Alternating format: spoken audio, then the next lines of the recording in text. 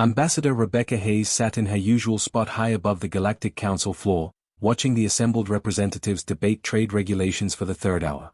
Her fingers moved steadily across her tablet, recording every word, every vote, every casual insult thrown toward her species. She had been doing this for 12 years now. The Grand Assembly Hall was massive, designed to hold representatives from 247 different species. The important ones sat on the main floor in comfortable seats. The observer species sat in the upper galleries where they could watch but never participate. Earth had been granted observer status 200 years ago when the Council scouts finally noticed humanity's radio signals. Observer status meant humans could listen. They could learn. But they could not speak, could not vote, and most importantly, could not matter. The shipping lanes through the Outer Rim are now secure, announced High Chancellor Mordax from his elevated platform. The reptilian leader's voice carried easily through the chamber. All member species may use them freely. Observer species are excluded, naturally. Several delegates laughed at that. It was an old joke by now. Rebecca kept typing. Her face showed nothing. High Chancellor, called Ambassador Threx, his insect-like body chittering with amusement. Perhaps we should make an exception for the humans. They could practice flying in straight lines. They might master it in another century or two.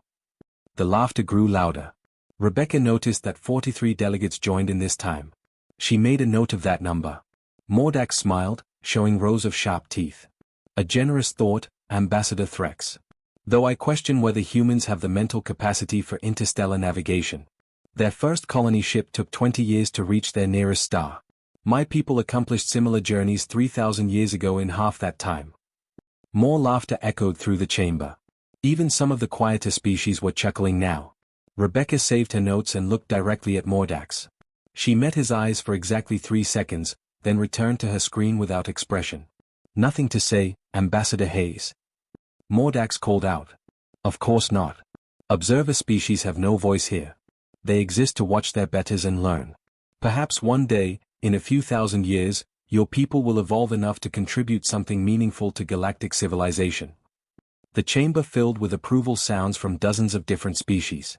Rebecca typed faster now, though her face remained calm. She had learned long ago that showing emotion only encouraged them. Ambassador Kelvin from the Taurian delegation shifted uncomfortably in his seat. He was one of the few who never participated in the mockery. Rebecca had noticed that too. She noticed everything. Moving on to the resource allocation proposals, Mordax continued, clearly pleased with himself. We have 3 systems available for mining rights. The session dragged on for another 2 hours. During that time, Rebecca counted 17 more jokes about humanity's supposed inferiority.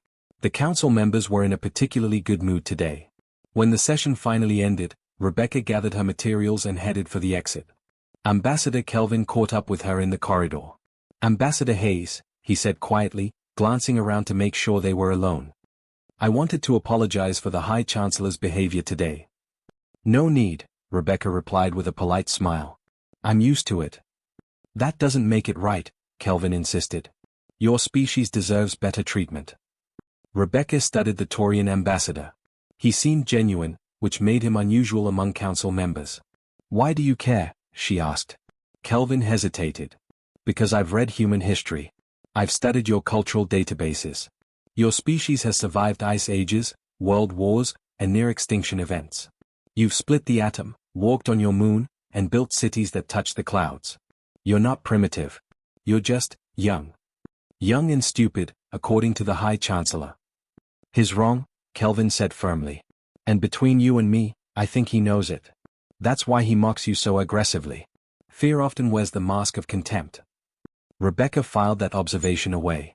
Thank you, Ambassador Kelvin. I appreciate your honesty. Be careful, Kelvin warned. I've heard rumors. The High Chancellor is proposing new restrictions on observer species. Something about mandatory service requirements. I don't know the details yet, but it won't be pleasant. I'll inform my government, Rebecca promised. Thank you for the warning. As she walked to her ship, Rebecca's mind was already racing. She sent an encrypted message to Earth. Kelvin reports new restrictions coming. Situation deteriorating. How much longer? The response came quickly, maintain position. Stay strong. Not much longer now. Rebecca boarded her small transport vessel and set course for Earth's embassy station. Through the viewport, she could see dozens of alien ships moving through the system. Massive cargo haulers, sleek diplomatic cruisers, and heavily armed military vessels. The combined might of 247 civilizations. They thought Earth was weak. They thought humanity was primitive. They saw human silence as submission. They had no idea how wrong they were. For 200 years, humanity had been learning. Every council session recorded. Every technology analyzed. Every weakness catalogued.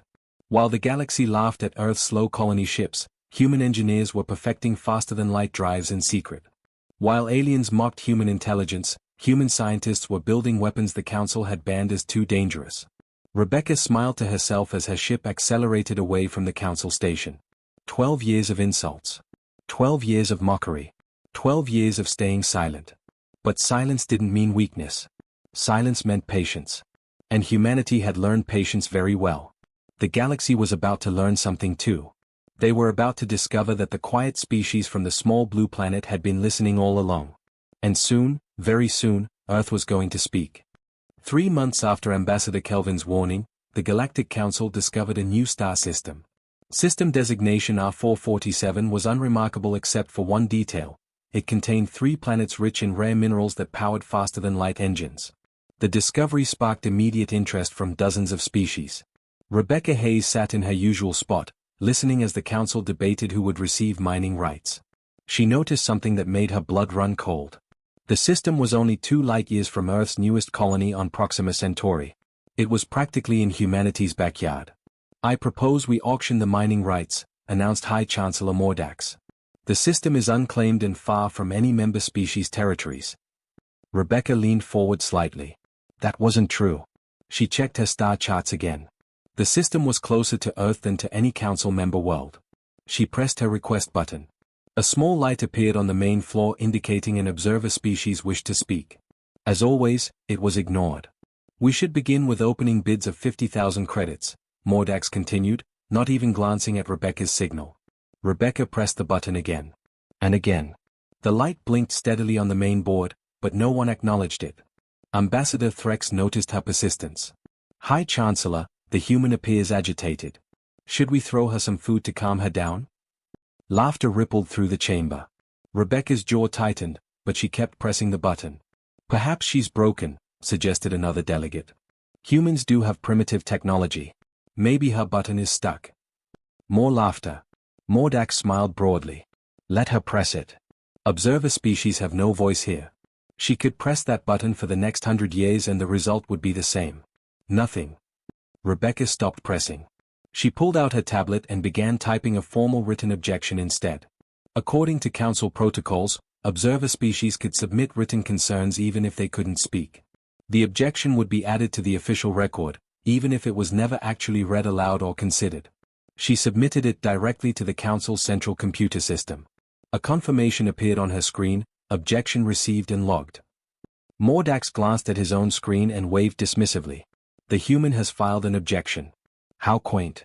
As if their opinion matters on galactic affairs. "The objection is noted and dismissed. Now, shall we begin the bidding?"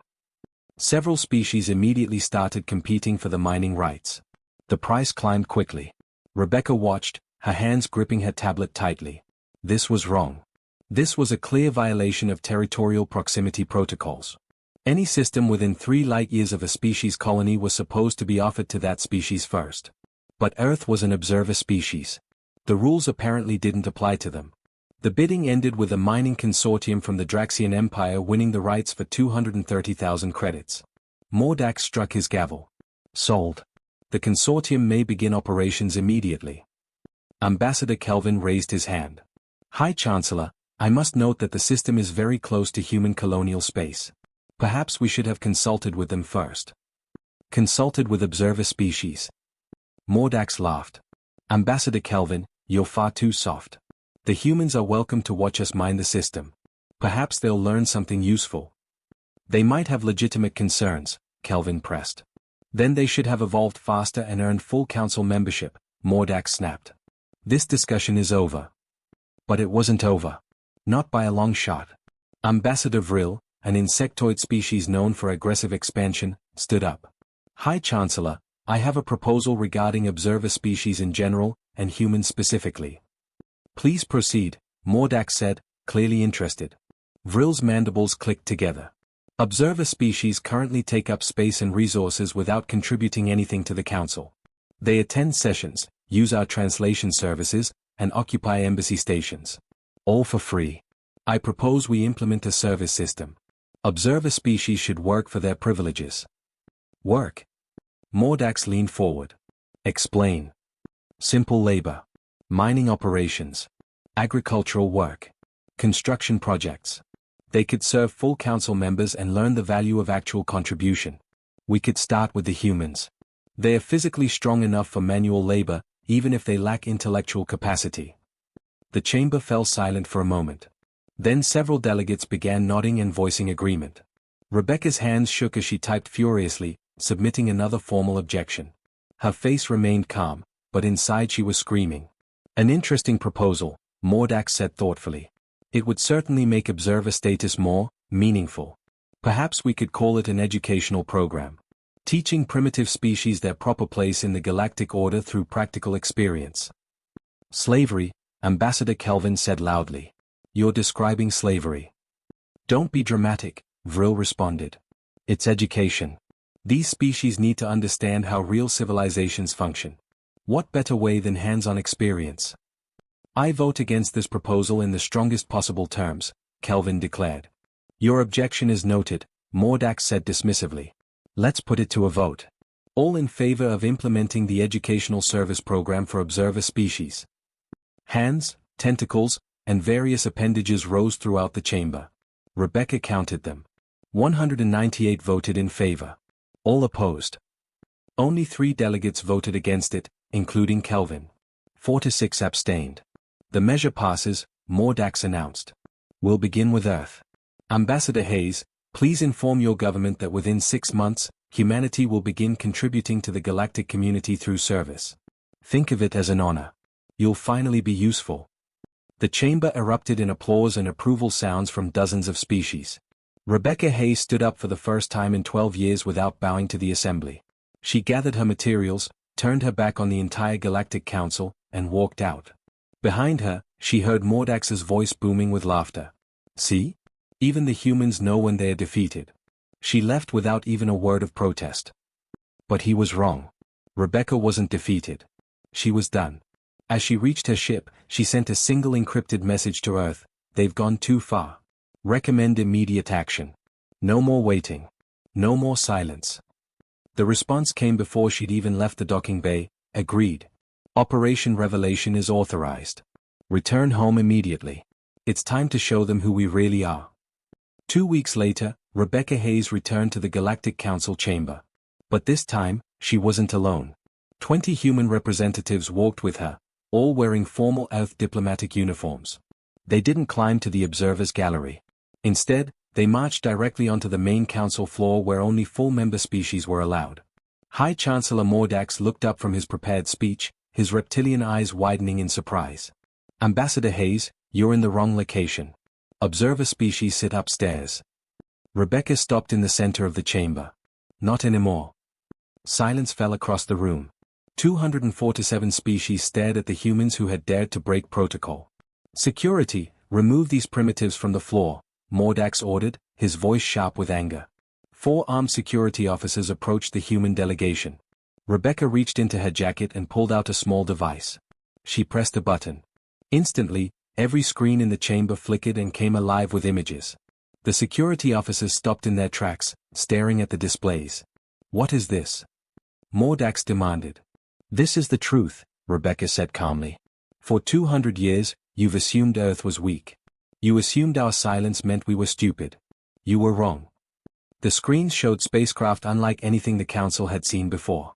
Sleek vessels with no visible jump gate connections. They moved through space at impossible speeds. These are our ships, Rebecca continued. We developed faster-than-light drives that don't need your gate network. Technology you told us was impossible. Ambassador Threx stood up angrily. Lies.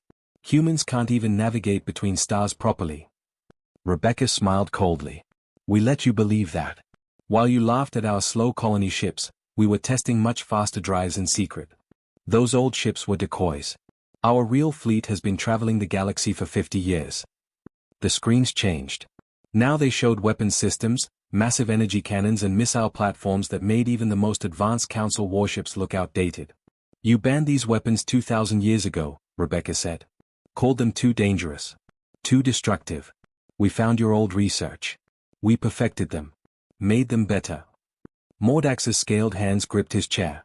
This is a trick. Computer fakery. Humans don't have this capability. Don't we? Rebecca pressed another button. The screens now showed live feeds from orbit around dozens of Council homeworlds. The view shifted from planet to planet. The Draxian capital. The Taurian colonies. Even Mordax's own homeworld. These are real-time satellite feeds, Rebecca explained. We've been watching you for 70 years. Every military movement. Every ship launch. Every defensive weakness. We know exactly how many warships each species has. We know where they are right now. We know how long it would take them to reach Earth. The chamber erupted in chaos. Delegates shouted in outrage. Some reached for their communication devices. Others jumped to their feet. Silence. Mordax roared. When the noise died down, he glared at Rebecca. This is an act of war. You've violated every privacy treaty in the Council Charter. Observer species aren't bound by those treaties, Rebecca countered. You made sure of that. We can't vote on them, so they don't apply to us. Your words, not mine. Ambassador Vrill's mandibles clicked rapidly. Irrelevant. You're one primitive species against 247 civilizations. You've just guaranteed your own destruction. Have we? Rebecca asked. The screens changed again, showing massive shipyards hidden in the outer edges of Earth's solar system. Hundreds of vessels in various stages of construction. We've been building in secret for 80 years. While you mocked us, we were learning from every species in the Council. We took your best technologies and improved them. We studied your military tactics and found the flaws. We watched your species fight each other and learned from your mistakes. General Marcus Webb stepped forward from the human delegation. We currently have 63 operational warships. Not enough to fight the entire Council, obviously. But more than enough to defend Earth and make any attack extremely costly. Is that a threat? Mordax asked dangerously. It's a fact, Marcus replied. But we didn't come here to threaten anyone. We came here to talk. As equals. Rebecca moved to stand directly in front of Mordax's platform. Here's what's going to happen. Earth is claiming full Council membership with complete voting rights. That mining system you sold 2 weeks ago? It's 2 light years from our colony. Under proximity protocols, it should have been offered to us first. We're taking it back. You can't just demand membership, Mordax snarled. We're not demanding. We're informing, Rebecca corrected. You have 48 hours to grant us full membership and return that system. If you refuse, we'll take it anyway. And we'll make sure every observer species in the galaxy knows that Earth stood up to the Council and won. Ambassador Kelvin stood up cautiously. Ambassador Hayes, please. There's no need for hostility. I'm sure we can negotiate something reasonable. We tried reasonable for 200 years, Rebecca said, her voice hard. We sat quietly while you insulted us. We submitted formal objections that you ignored. We followed every rule you set. And what did it get us? You tried to make us slaves. The screen showed one final image. A massive human warship, larger than any vessel in the chamber, hovering in space. Weapons armed and ready. This is the UNSS Quiet Resolve, Rebecca announced. We named it that because we've been quiet for 2 centuries. We've been resolute in our patience. But our patience has limits. She looked around at every delegate in the chamber. We came to the galaxy in peace. We stayed in peace. We learned in peace. But we will not be disrespected anymore. We will not be ignored. And we absolutely will not be enslaved. Mordax's face twisted with rage. You think showing us weapons makes you our equals? You're still one world against thousands. True, Rebecca admitted. But here's what you don't understand about humans. We're very good at learning. And we're even better at remembering. Every insult, every joke, every dismissal. We remember all of it. She pulled out a data chip and placed it on Mordax's desk. That contains our formal proposal for full membership, treaty negotiations, and reparations for 200 years of mistreatment. You have 48 hours to respond. Choose wisely. The human delegation turned and walked out of the chamber together, leaving 247 species in stunned silence behind them. The Galactic Council chamber erupted the moment the humans left. Delegates shouted over each other in dozens of languages. The translation system struggled to keep up with the chaos. High Chancellor Mordax slammed his gavel repeatedly until the noise subsided. Order! I will have order in this chamber. When silence finally fell, he looked around at the assembled delegates with cold fury in his eyes. We have a situation. A serious situation. The humans have revealed military capabilities that threaten the balance of power in the galaxy. They are bluffing, Ambassador Vril insisted. Those images could be faked. Primitive species don't develop advanced technology in secret. The satellite feeds were real, said Ambassador Kelvin quietly. I recognized my home world. The angle, the cloud patterns, the orbital stations. That was a live feed. Then we destroy them before they grow stronger, Vril declared. Several other delegates voiced agreement. Mordax raised his hand for silence. I'm calling an emergency vote. All those in favor of immediate military action against Earth. Hands and appendages rose throughout the chamber. 143 delegates voted for war. All opposed. 32 voted against military action. The rest abstained, clearly uncertain. The motion passes, Mordax announced. I'm authorizing the formation of a coalition fleet. We'll destroy Earth's orbital infrastructure and force their immediate surrender. Once they're helpless, we'll confiscate their technology and study it properly. Ambassador Kelvin stood up sharply. High Chancellor, this is madness. You didn't even try to negotiate. Negotiate with species that spied on us for decades? That developed banned weapons? That threatened the Council? Mordax shook his head. No. We respond with strength. The humans will learn that challenging the Council has consequences. You're making a terrible mistake, Kelvin warned. Your objection is noted, Mordax said dismissively. Now, let's discuss fleet composition. I propose 500 warships. Overwhelming force to ensure quick surrender. Over the next 24 hours, the coalition assembled. Ships from 30 different species gathered at a staging point near Council headquarters. It was one of the largest military gatherings in galactic history. Mordax stood on the bridge of his flagship, watching the fleet form up around him. The humans wanted to be treated as equals, he said to his tactical officer. We'll show them what equality looks like. We'll show them the full might of galactic civilization. Coordinates locked for Earth system, the officer reported. Excellent. All ships, prepare to jump on my command. 500 warships activated their drives simultaneously. Space bent and twisted as they disappeared, traveling faster than light toward humanity's home system. They emerged near Earth's outer planets and immediately understood that something was wrong. The solar system had been transformed. Defensive platforms floated everywhere, orbiting every major planet and moon. Energy signatures blazed across sensor screens. Dozens of human ships patrolled in organized formations. This isn't right, Mordax's tactical officer said nervously. Our intelligence said they had maybe 20 ships total. Our intelligence was wrong, Mordax growled. Hold formation. Maintain battle readiness. A single human vessel broke from the defensive grid and approached the coalition fleet. It was small, perhaps 1/10 the size of Mordax's flagship. They're sending one ship. Vril laughed over the communication channel. Against 500. The human ship stopped a safe distance away and opened a communication link. General Marcus Webb's face appeared on every coalition ship's main screen. High Chancellor Mordax, Marcus said calmly. You were warned. You came anyway. That was foolish. Surrender immediately, Mordax demanded. You cannot win against this fleet. We don't need to win, Marcus replied. We just need to make you leave. One ship against 500. Mordax laughed. Your arrogance will be your downfall. One ship is all we need for a demonstration. Marcus nodded to someone off-screen.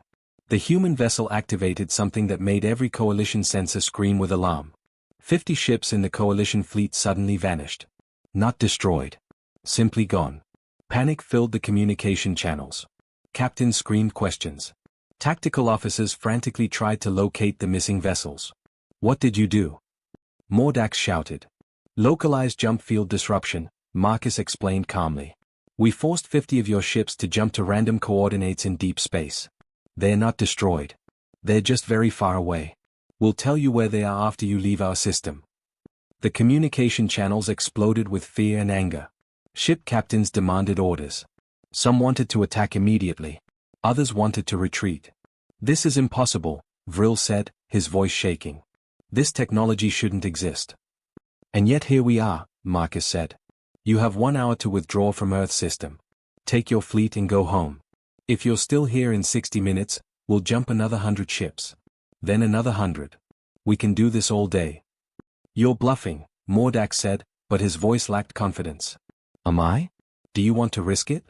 Those 50 ships we jumped away have enough life support for about a week.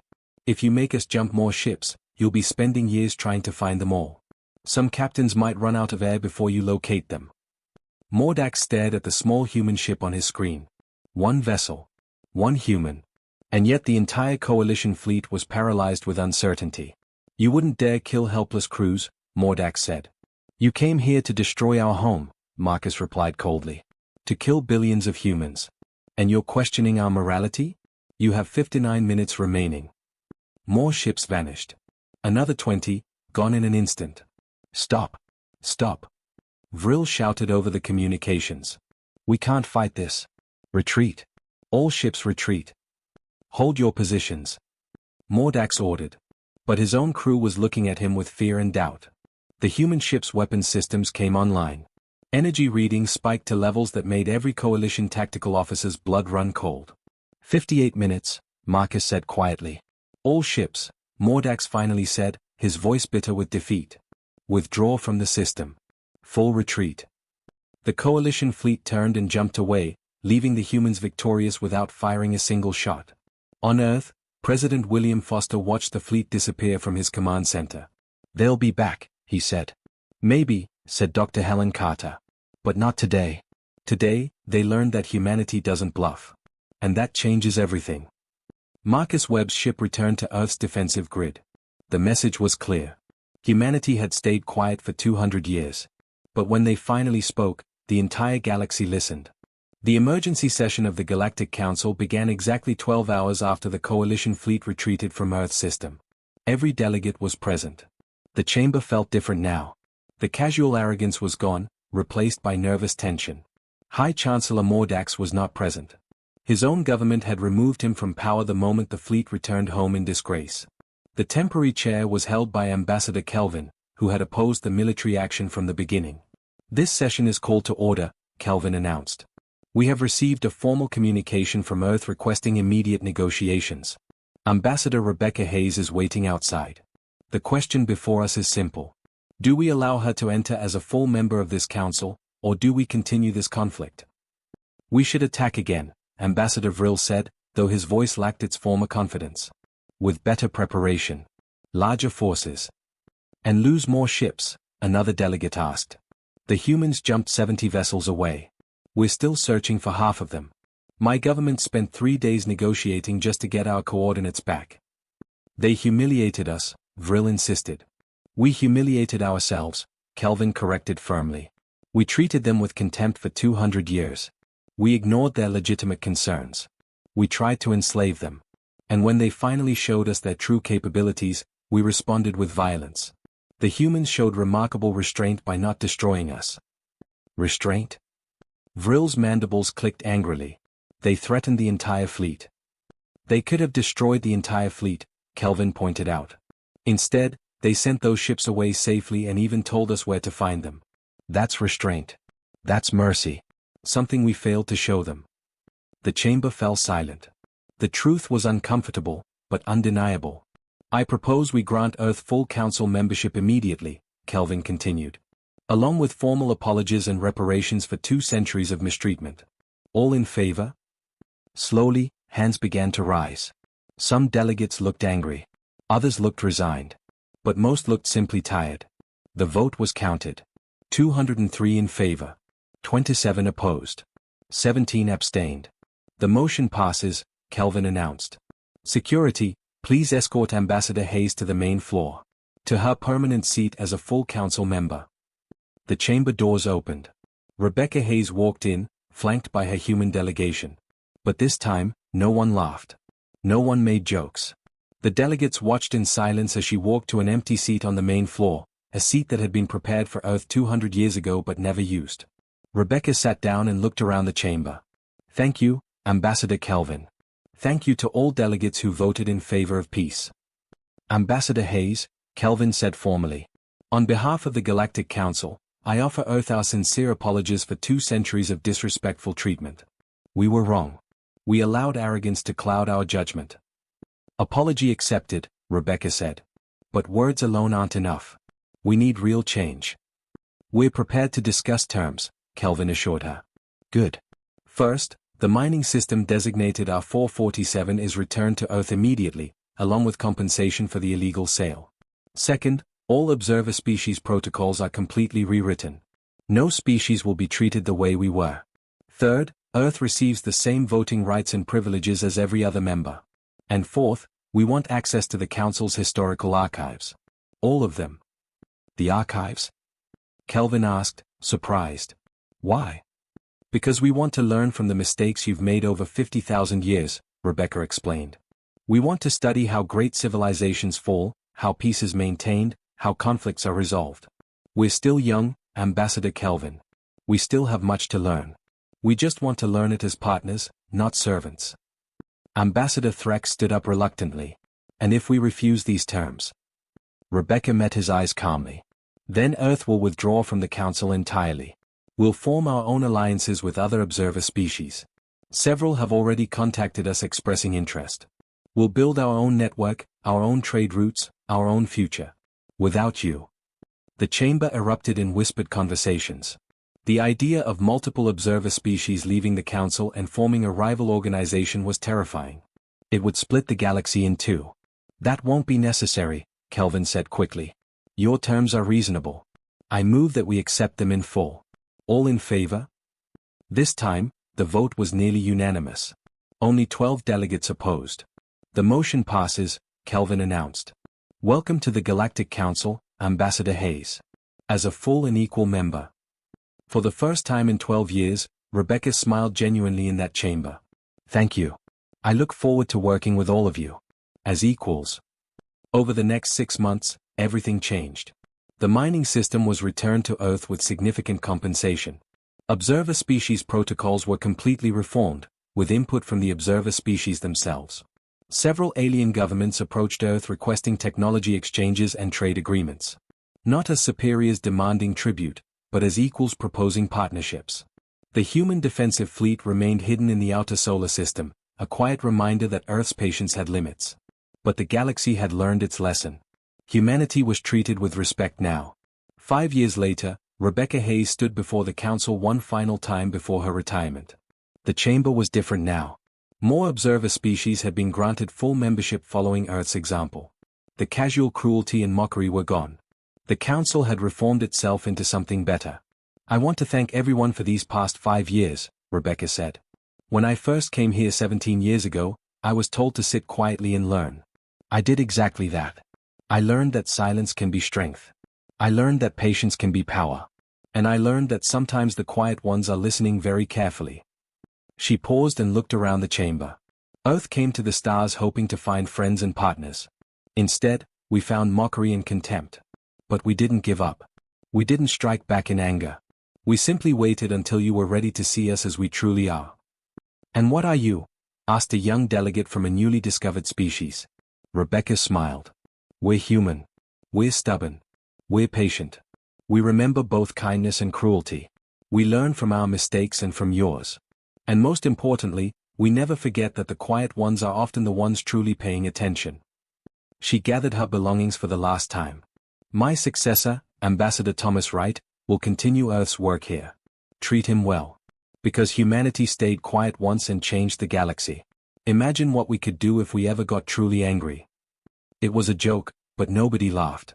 Because they all remembered the fleet that vanished. They remembered the defensive platforms and the hidden shipyards. They remembered that Earth had shown mercy when it could have shown destruction. As Rebecca left the chamber, every delegate stood in respect. The human who had been mocked as primitive, who had been offered as a slave, who had been dismissed as irrelevant, walked out as one of the most powerful voices in galactic politics. Earth had stayed quiet for 200 years.